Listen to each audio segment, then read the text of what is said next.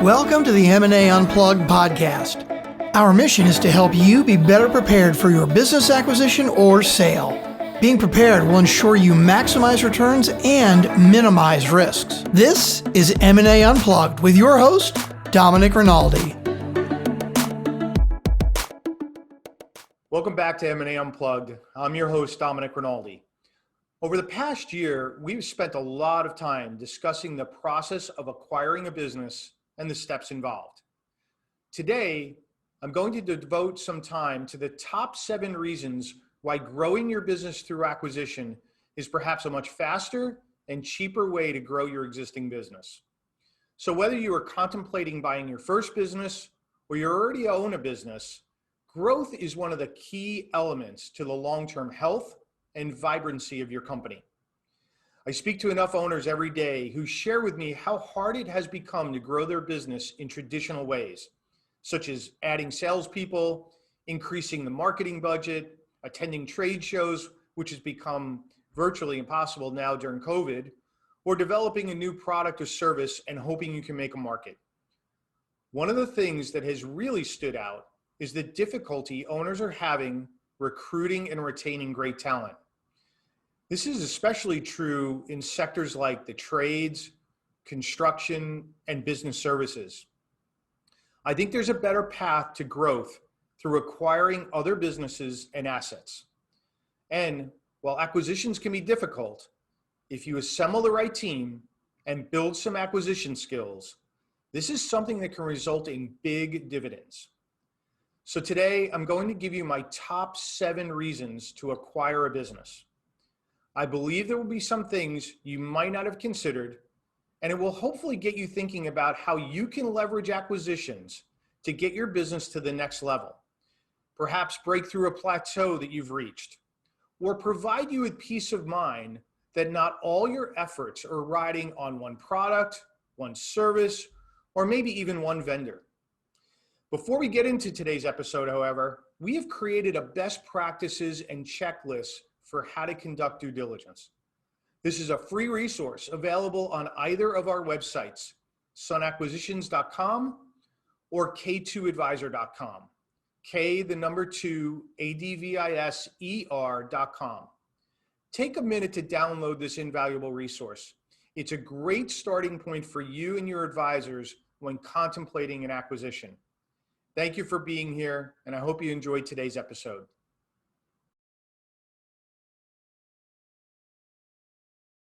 So, as I hinted to in the intro, organic growth, while it may be the easier path, some believe, and maybe the less costly, as some believe, and may not really be true.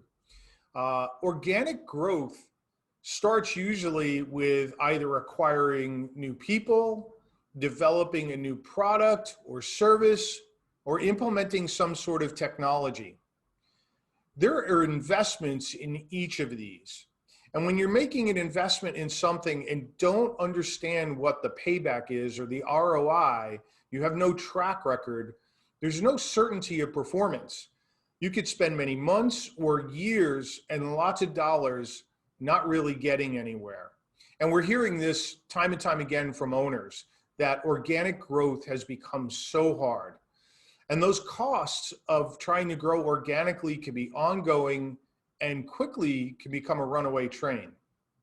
Or somewhere along the way, you just lose momentum and all the effort that you put into it is just lost.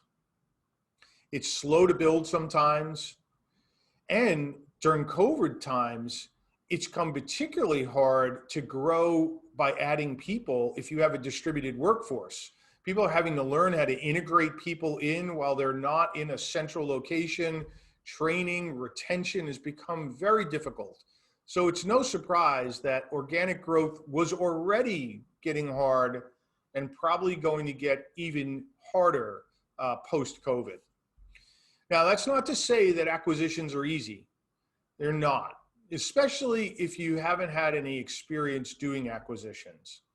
But with the right team in place and the right advice, you can definitely pull off acquisitions. And I believe it's a much clearer path to getting profitability and achieving some of the things that I'm going to lay out today. A plan, execution, understanding how you're going to integrate a company and those resources is going to be really important, but it can be much faster and much more cost effective.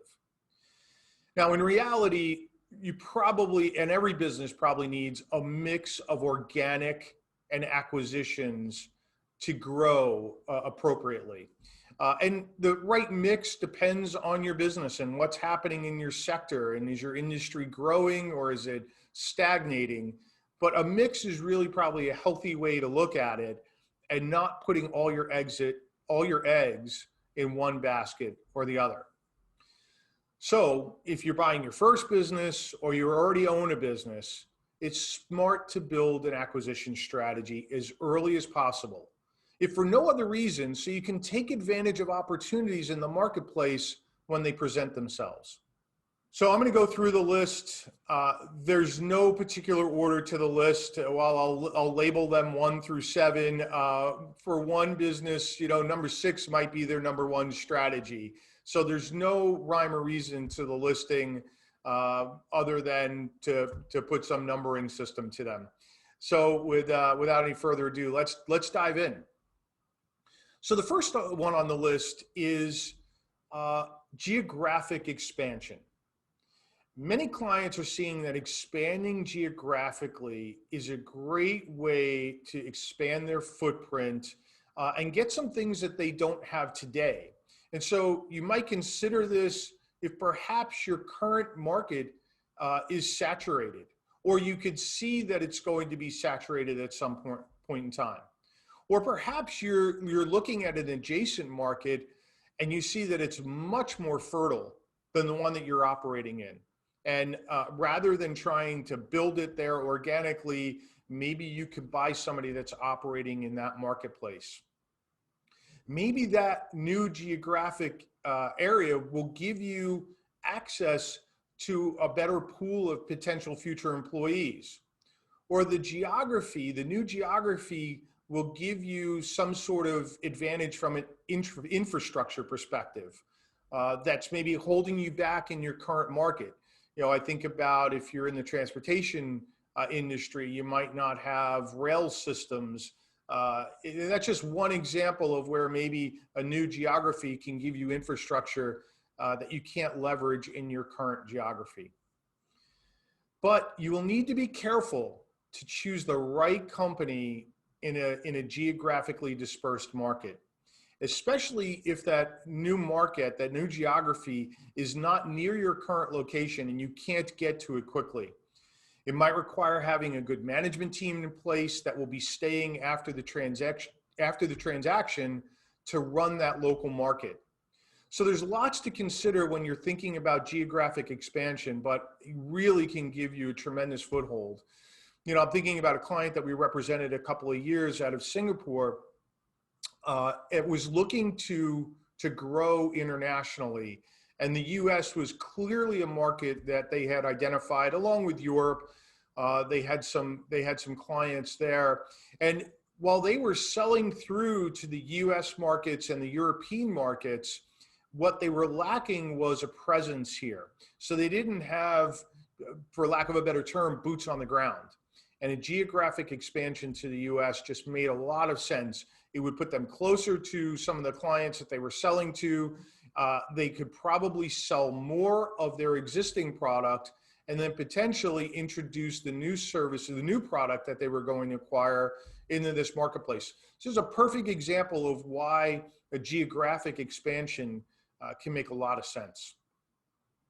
So item number 2, growth. Now, I know this seems obvious, but there are lots of different ways to expand your business across a variety of areas to achieve different types of growth. For example, you may be just looking to grow market share. You can increase your overall share in your current markets that you operate in by picking up new clients. The client acquisition may also give you a larger platform to offer new products and other services. You might be looking purely to add revenue. You might be adding a significant amount of revenue to your top line, which may have other effects that I'll describe later on in another area. You may be looking to grow your bottom line. The hope is that you will also be increasing the net profits of the business. In some cases, this might be substantial if you're able to remove a bunch of expenses related to the duplicate facility costs perhaps, or utilities, payroll, maybe vendors.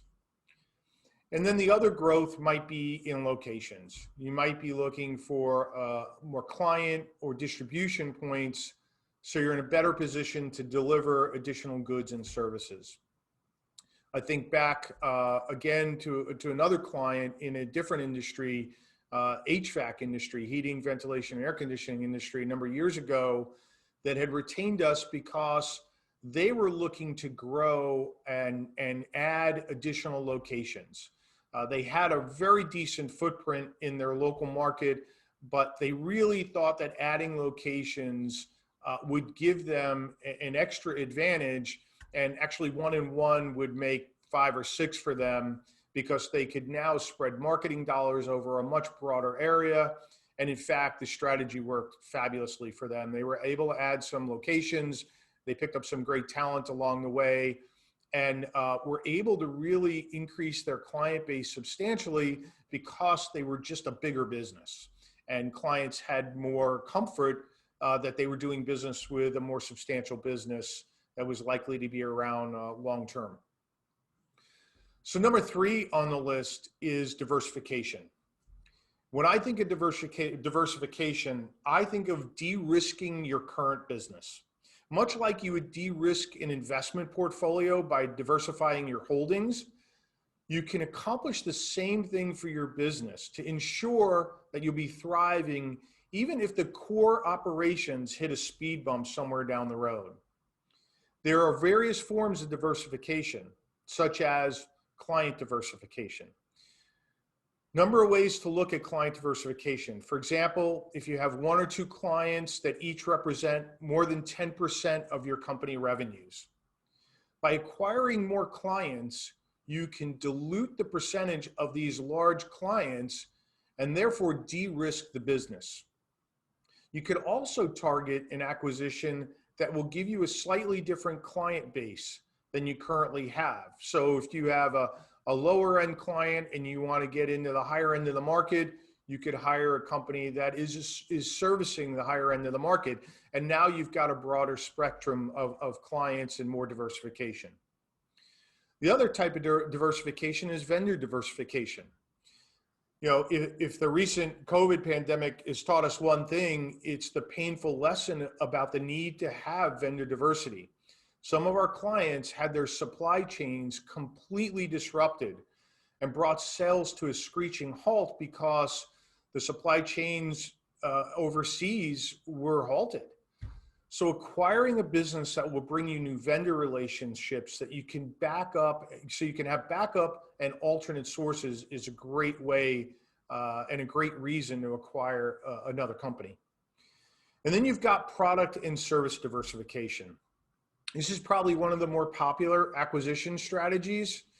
Your business's product or service line has reached maybe a maturity level, or the prospects for growth have been increasingly difficult in your industry.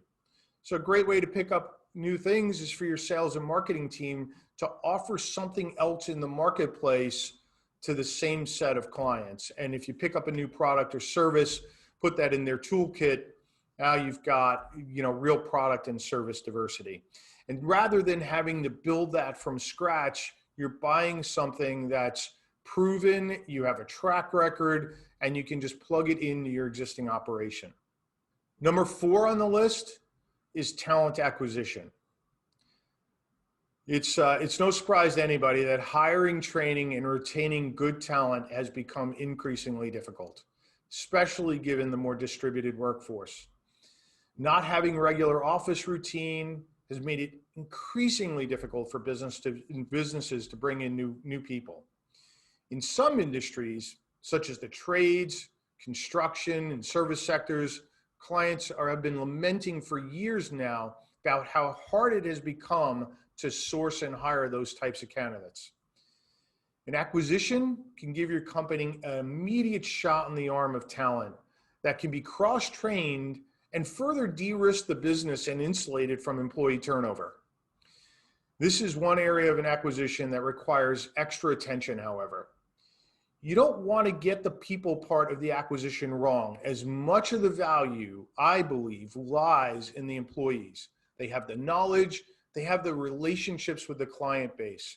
So an underlying communication plan and understanding how you're going to deal with people and integrate them into your business is of utmost importance. I probably think it's job number one in integration, probably even more important than integrating and worrying about the clients. Not that you can ignore that, but I think getting the people right is really job number one. So the number 5 reason is you just want to pick up some assets. You might be looking to grab some intellectual property, some patents, equipment, maybe a facility that will give you tremendous leverage, or contracts. There are many types of assets, and your firm might be able to leverage these certain assets to grow your either existing client base or open up a new client base. In this instance, sometimes there's no need to acquire the entire business if the owner is willing to carve out a particular asset. That may not always be the case, but it's worth trying to negotiate, especially if you don't need or want the other parts of the business. The other types of assets could be related to a company's brand, like their website, social media accounts, public relations, or just overall media. If a company has done a really good job of building goodwill in the market, you could acquire some of those digital and media related assets and then use those to leverage your own company's products and services. I think a lot of people ignore this. It's a great way to boost your presence in the marketplace by just grabbing somebody else's websites or social media accounts and then leveraging those against your own companies. Number 6 is eliminate competitors. Not sure I really need to elaborate on this point, but it's a great acquisition strategy if you have a pesky competitor or a competitor in the market that is somehow preventing you from achieving your growth goals. Removing a competitor not only makes you larger, but it could also give you some pricing and margin leverage that will make you much more profitable. Last but not least, number 7 is the value multiplier on your own business. So, quick tutorial on valuations. Most companies are valued by taking an adjusted EBITDA number, earnings before interest, taxes, depreciation, and amortization, and applying a multiple to that. 1, 2, 5, 7, whatever the multiple is for your industry and based on how you're running the company. What a lot of people maybe don't understand is the larger your business is, typically the larger the multiple gets, the larger the multiple that the buyer is willing to pay. So growing through acquisition can not only boost your top and bottom line, but it can also then boost the multiplier that your business receives upon a sale. So let's look at an example. A business with $3 million in annual revenues will have a ceiling on value. Their multiple will be capped. There's a certain amount of risk with businesses of that size. Now, if you step that up and you're looking at now a $10 or a $20 million annual revenue business, the multiples are going to get higher for a business like that, assuming that it's a healthy business, right? So I'm assuming here that these are both healthy businesses that we're looking at. The margins fall in line with industry averages and so on and so forth. But the mere fact that that business is larger, there's less risk in it for a potential buyer, and the multiples will go up. So acquiring additional businesses, growing your top and bottom line, not only gives you a higher EBITDA, but then it might apply a higher multiple. And so your business sort of went on steroids. And I'm going to give you an example here. A number of years ago, we represented a pharmacy group. It was a multi-location pharmacy group. And We took that business to market, and the ultimate acquirer was a private equity group that was in the process of rolling up and acquiring independent pharmacies. And the whole strategy for them was to acquire as many independent pharmacies as they possibly could, grow the business top and bottom line, build some efficiencies in it, and then package up that business and sell it to one of the big pharmacy groups for a multiple that was much higher than the multiple that they had paid for any of those individual transactions. And sure enough, the group pulled that off. They were able to acquire dozens of independent pharmacies. And after a couple of years of doing that, they packaged up the business. They had a much bigger business. The multiples were much higher than anything they had acquired anything at. And it was a really great return for them and their investors. So you could do this for yourself as a business owner and really reap the rewards. So hopefully this list will give you some ideas on how to grow your business through acquisition. That said, acquisitions are hard and fraught with all sorts of speed bumps, and there will be many things standing in the way of your success. So in a future podcast, I will be detailing some of the top reasons acquisitions fail and things you need to be thinking about that. But until that podcast, I'll share with you that integration is critical to ensuring acquisition success. Integration runs the gamut from how you integrate employees to clients, vendors, systems, technology, facilities. And the thread that pulls all of that together is communications. Communication is key to getting and keeping all the parties in an acquisition on the same page and rowing the boat in the same direction. If you can pull together the right team advisors, I strongly believe acquisitions are a must in your overall growth strategy for your business. And you will gain a skill set that will serve you and your business for years to come. So I hope you enjoyed today's episode. All of today's information will be available in the show notes. If you enjoy our podcast, please remember to subscribe and review our podcast. I look forward to seeing you again on the next episode of the M&A Unplugged podcast.